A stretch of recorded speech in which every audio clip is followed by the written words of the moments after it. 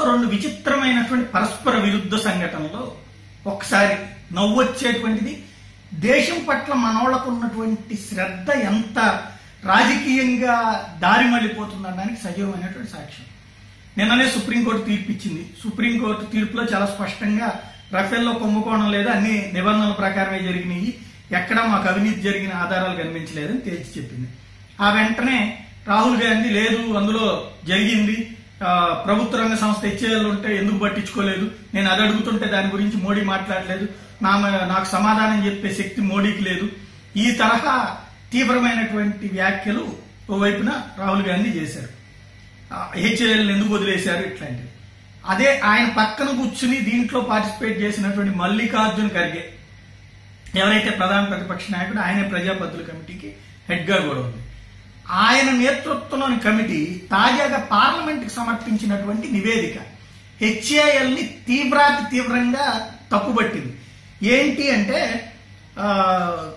HAL, ఇదే Hindustan aeronautical limited, ఇండియాకి కావలసినటువంటి యుద్ధ విమానాలు తయారు చేసి ఇవ్వడం కోసం తేజస్ అనేటువంటి యుద్ధ విమానాలు తయారు చేసి ఇవ్వాల్సి ఉంది. దాన్ని ఈ రోజు వరకు ఇన్ టైంలో తయారు చేయలేదు.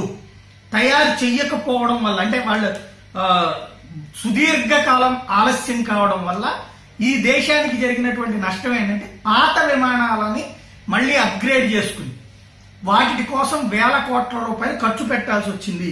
ఏమేంటంటే MiG BIS, MiG-29, Mirage 2000, Jaguar అనేటువంటి ఇతర దేశాల నుంచి మనం కొన్నాం.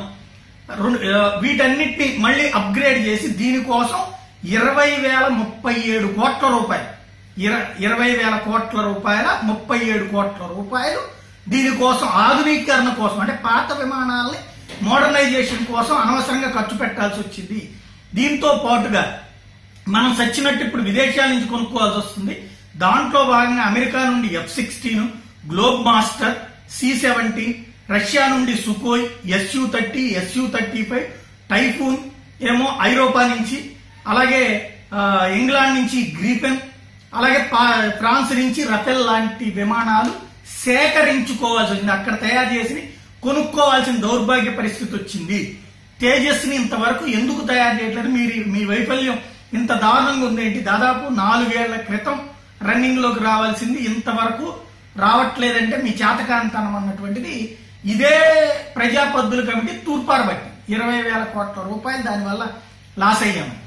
మరి ఇదే హెచ్ఏఎల్ ఎందుకు చేయలేదని ఆ పక్కనే మళ్ళీ అదే మల్లికార్జున్ ఖర్గే పక్కన కూర్చుని రాహుల్ గాంధీ మాట్లాడుతున్నారు. ఏం జరుగుతుంది అంటే ఇక్కడ దీనివల్ల రక్షణ ఎంత ప్రమాదం. ఈవెన్ సుప్రీంకోర్టు కూడా తాజాగా చెప్పింది అదే. విమానాలు 4th జనరేషన్ 5th జనరేషన్ విమానాలు లేకపోతే ప్రమాదకరమైనటువంటి పరిస్థితి ఉంటుంది. సమకూర్చాల్సినటువంటి బాధ్యత, స్ట్రెంథన్ గా ఉండాల్సినటువంటి బాధ్యత ప్రభుత్వానికి ఉంది, దేశానికి ఉంది అన్నటువంటిదే చెప్పింది. అక్కడ దీనికి ఈ ప్రభుత్వ రంగ సంస్థ అన్నటువంటి పేరుతో దాంతో సాగదీసుకుంటూ కూర్చుంటే ఏం జరిగింది అన్నటువంటిది తాజా ఉదాహరణ. ఇప్పుడు ఈ 20,000 కోట్ల రూపాయలు వృధాగా పోసినట్టే కదా వాటికి. ఇప్పుడు ఆయన చెప్పినటువంటిది ఇది కుంభకోణం అనడానికి లేదు పోని, కానీ 20,000 కోట్లు అనవసరంగా ఈ దేశపు సొమ్ము వృధా చేసినట్టే కదా.